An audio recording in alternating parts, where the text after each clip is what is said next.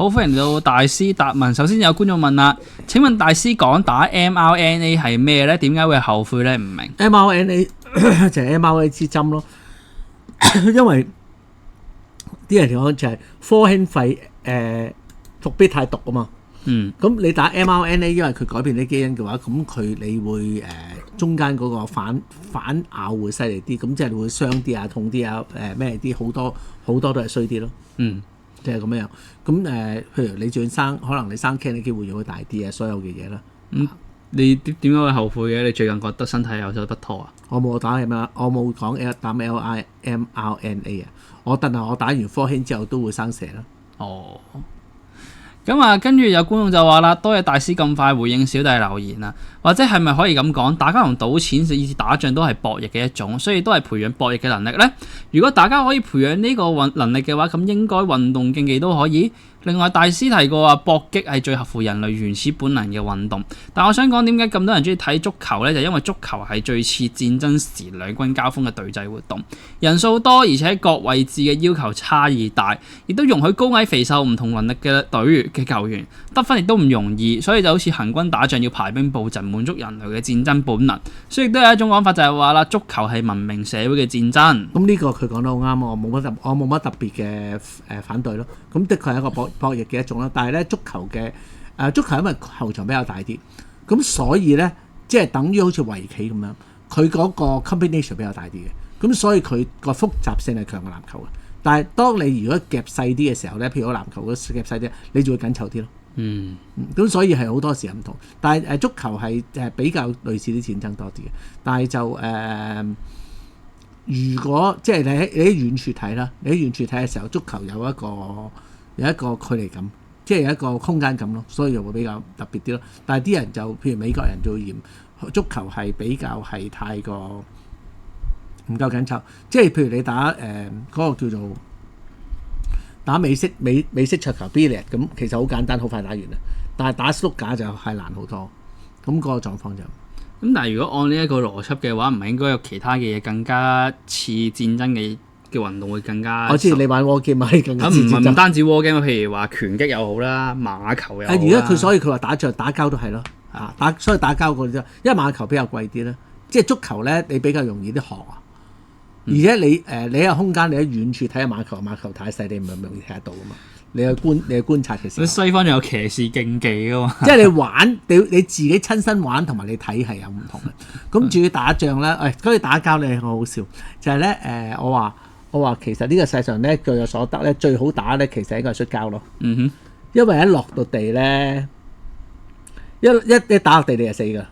即係如果你而家有啲地就唔同啦，但係如果真正你喺街度打咧，摔跤一跌落地嘅時候，嗰個痛苦你係冇辦法可以咩嘅，即係只要一旦摔你就贏噶啦。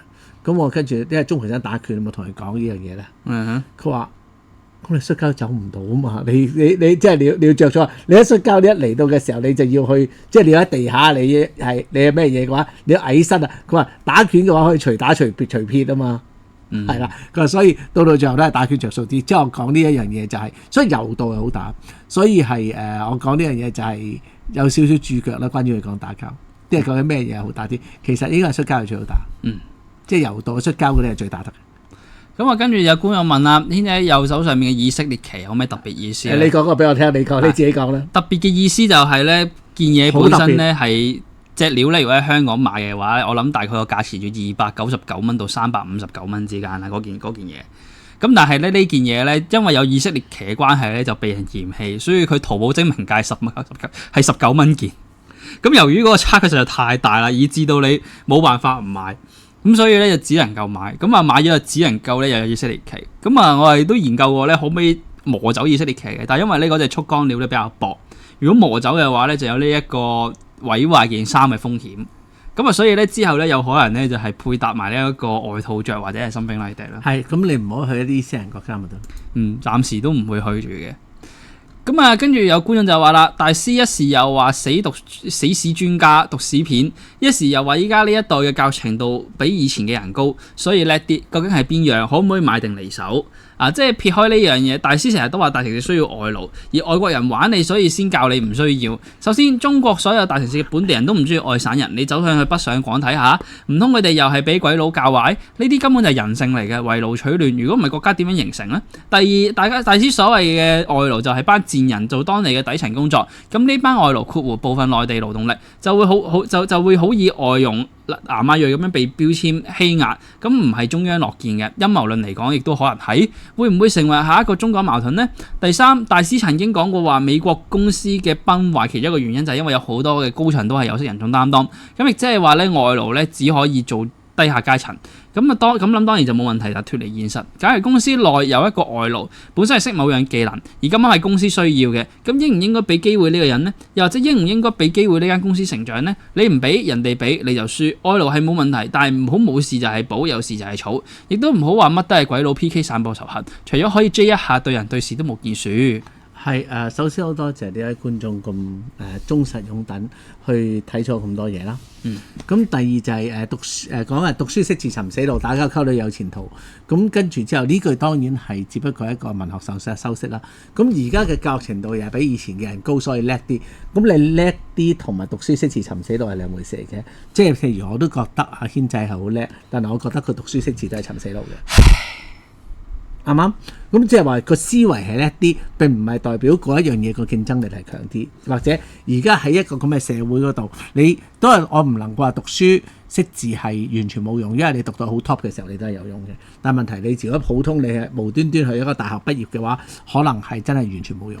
咁所以個狀況就係教育程度比以前高，即係叻，咁同埋係呢一樣嘢完全冇矛盾嘅。咁主要講一個外勞嘅問題，我講大城市需要外勞或者所有嘢呢，係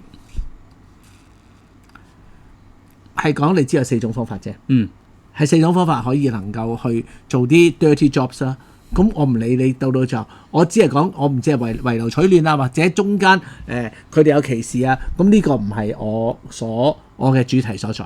我主題所在就係你如果冇外勞嘅話，你可以歧視佢，你可以咩事？正如喺印度嚟講，佢唔係用外勞嘅話，係用咩嘅方法話？嗰啲叫做自民嘅方法，咁都係得㗎。咁你都係睇唔起佢㗎。咁逢係啲賤民，而家就係講一啲賤業啊嘛。咁你咪睇唔起佢咯，啱㗎。咁嗰件事就係咁咯。所以我講呢一樣嘢嘅時候，我講一樣嘢係一個 general theory 嚟嘅。4種方法係可以能夠係做邋遢嘢嘅，一個就係貴，一個就係外勞，一個就係新移民，一個就係賤民，係一個 general 嘅講法嚟嘅。但係咧喂，我唔睇個題目，唔好知道啲嘢。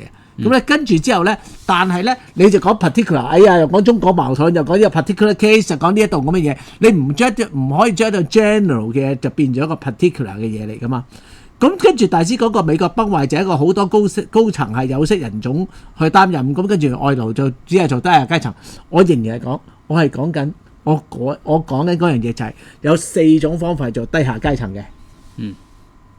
去處理嗰啲，去做嗰啲大量基建或者邋遢嘢嘅，你無端端又呢個人又無端端講到又係無端端揾個外勞啊，揾個外國人去做啲高級嘢啊，去做啲管理階層啊，咁同我之前嗰個論點係完全冇關係嘅。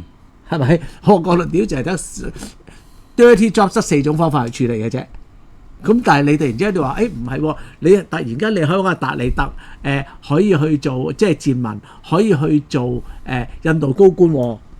咁當然我唔反對呢樣嘢啦，我唔反對你講呢樣嘢啦。但係問題同我講嗰樣嘢冇關喎。OK，係啊，咁啊希望解決到大家嘅問題。咁今日咧暫時去到呢度先啦。